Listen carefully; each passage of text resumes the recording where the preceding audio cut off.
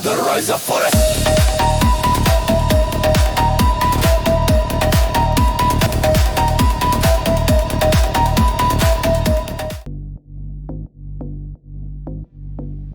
ವಿಜಯ ಪರ್ವ 2025 ನಮ್ಮ ಚಿಕ್ಕಮಗಳೂರು ಭೂಲೋಕದ ಸ್ವರ್ಗ, ನದಿ ಜಲಪಾತಗಳ ಗಮಲು, ಚಂದ್ರದ್ರೋಣ ಪರ್ವತಗಳ ಸಾಲು, ಕಾಫಿಯ ತವರೂರು, ಕಲ್ಲು ಕಲೆ ಹೊಯ್ಸಳರ ನೆಲೆ, ಲಕ್ಷ್ಮೀಶ, ರುದ್ರಭಟ್ಟ.